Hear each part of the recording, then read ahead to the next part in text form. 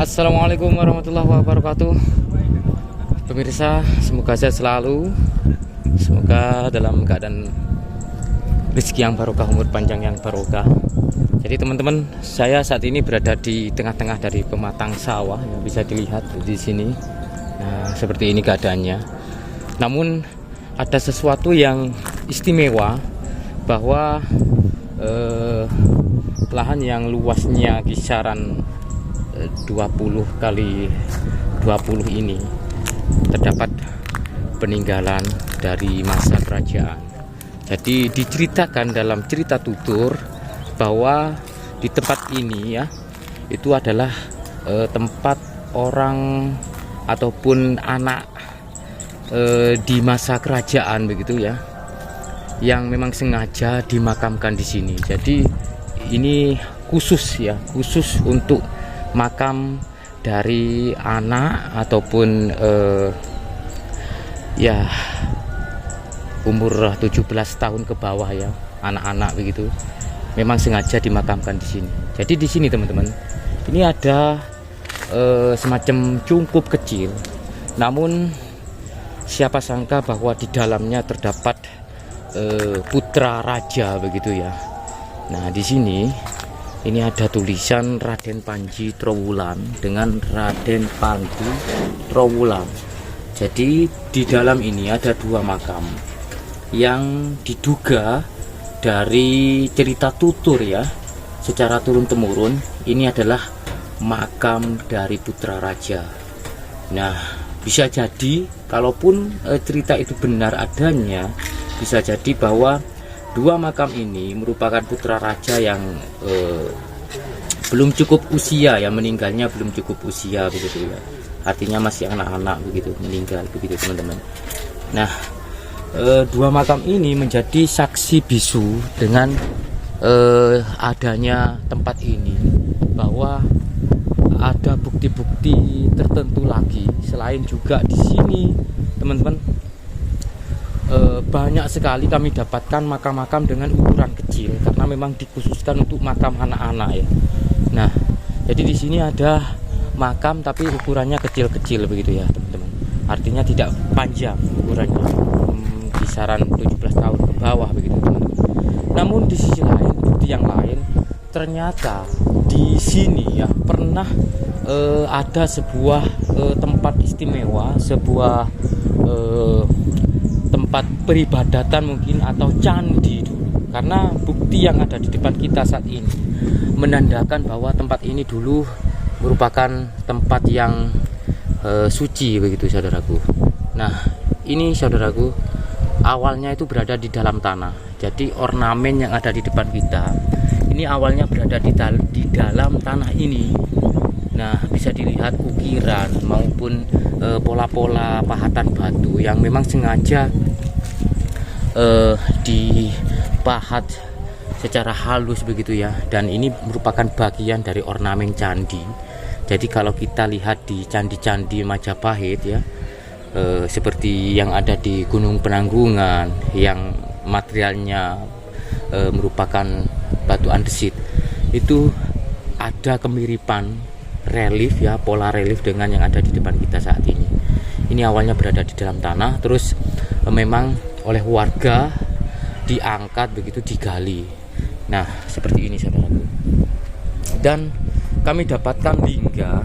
Nah, ini merupakan lingga yang saat ini patah ya. Nah, ini bagian bawahnya patah dan cukup besar, ini lingganya cukup besar. Dan lingga ini merupakan lingga dari bagian yoni, bukan lingga tapal batas ya, tapi lingga bagian dari yoni. Namun yoninya masih belum ditemukan, bisa jadi masih terpendam di dalam dari tanah ini. Nah, di sini saudaraku, kita dapatkan pola-pola batu bata merah kuno yang setengah lingkaran begitu ya. Nah, seperti ini. Nah, seperti ini juga. Namun di sisi lain kita dapatkan lagi ornamen bagian dari candi yang lebih besar. Nah, ini saudaraku. Nah, ini kami dapatkan makara ya, seperti bagian dari dimana tempat awal masuk ya, jalan masuk menuju ke sebuah ruangan sakral. Jadi kita lihat pahatannya ini dipahat dari batu yang utuh, saudaraku, dari batu andesit hitam ya, sangat kuat sekali ini, sangat padat ya. Nah, ini sudah pecah. Ini juga begitu, awalnya berada di dalam tanah dan saat ini sudah diberi semacam alas begitu. Nah, seperti ini, saudaraku. Ini pahatannya sangat-sangat menarik dan cantik sekali. Cukup dalam dan cukup tebal untuk memahat, sehingga pola-pola ataupun gambar pahatannya itu masih terlihat jelas karena ini cukup tebal ya. Meskipun sudah aus tapi masih bisa dilihat bagaimana bentuk mata maupun alisnya serta beberapa ornamen yang ada di belakang dari pola wajah ya. Nah, seperti ini. Jadi ini memang benar-benar berada di dalam tanah dan ditemukan oleh warga begitu ya. Nah, kita coba menuju ke sini. Memang banyak sekali makam-makam anak-anak di sini. Ini memang khusus makam anak-anak ya. Nah, di sini ada pohon ya, pohon asam. Kalau melihat dari diameter pohon ini yang cukup besar, ini cukup besar. Kalau saya lihat itu diameternya ya untuk pohon asam ini hampir 3 meter ini. Besar sekali dan tinggi.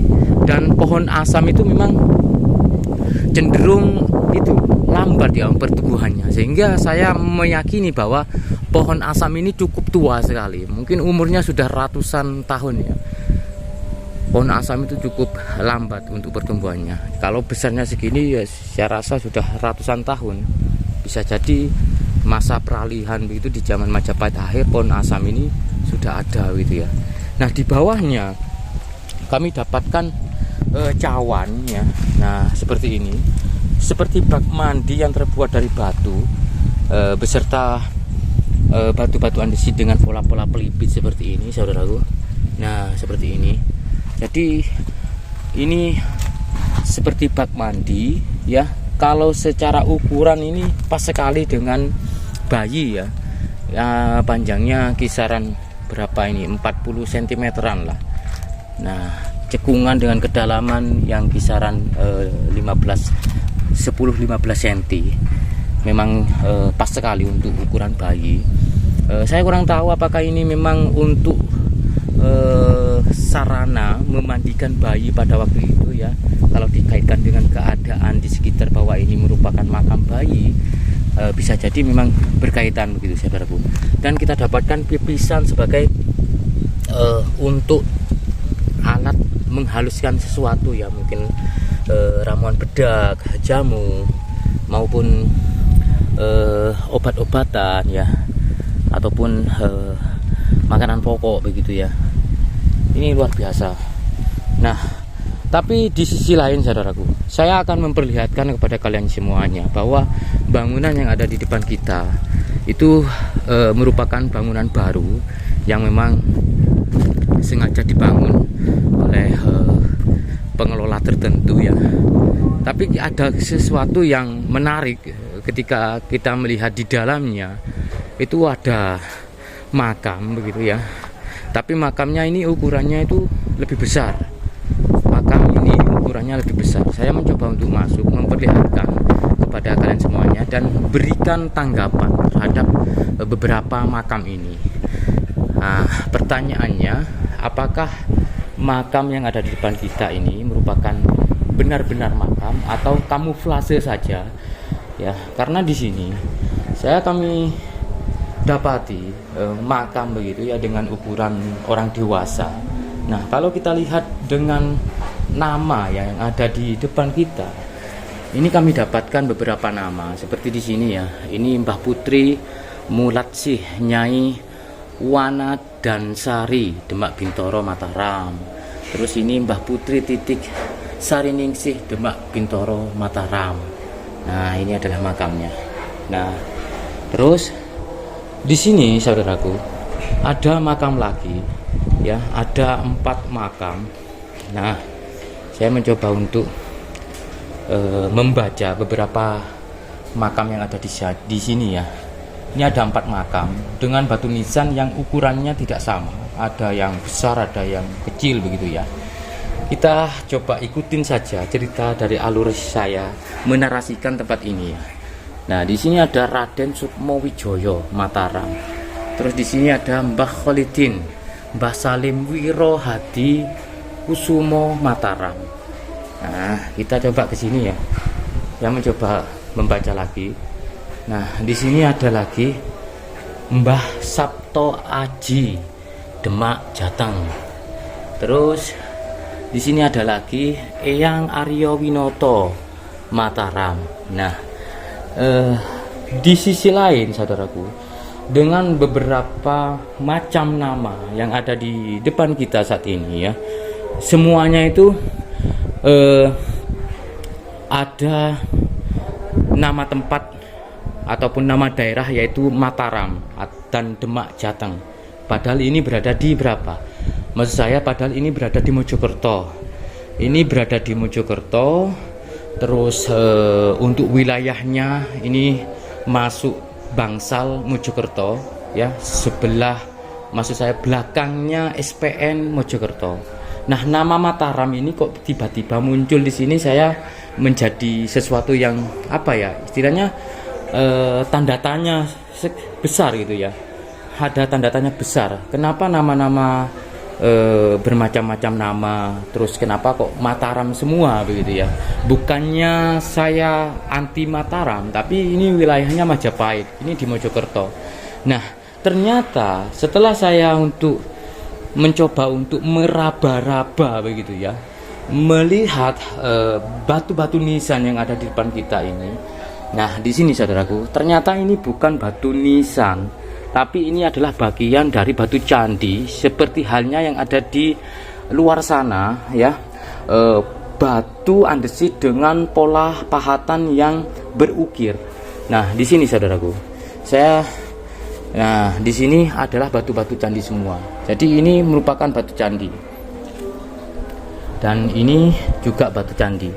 Jadi ada lekukan-lekukan tertentu yang membentuk pola ataupun relief pahatan di sebuah batu, seperti halnya ornamen di sebuah candi begitu saudaraku. Nah, ini terlihat sekali bahwa ini bukan batu nisan sebetulnya, tapi batu candi ataupun ornamen candi yang memang sengaja difungsikan sebagai batu nisan saat ini. Apalagi ini yang lebih besar ya.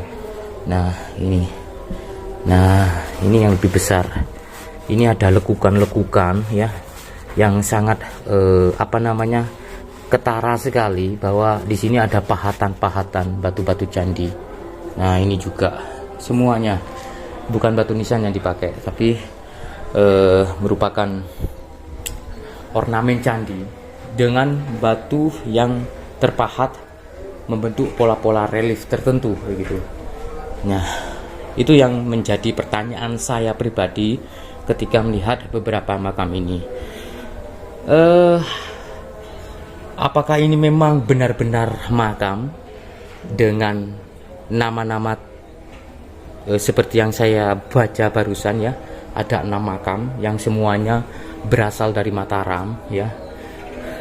Ini menjadi sesuatu yang janggal saja terhadap saya pribadi ya. Tapi saya tetap menghormati, bagaimanapun juga pasti ada sumber-sumber tertentu yang diberikan sehingga orang yang membuat ataupun menjadikan tempat ini ya, beberapa makam ini memberikan sebuah nama dengan berbagai macam nama yang berasal dari Demak maupun Mataram ini. Oke, terima kasih ya, semoga bermanfaat dan salam budaya. Wassalamualaikum warahmatullahi wabarakatuh. Rahayu.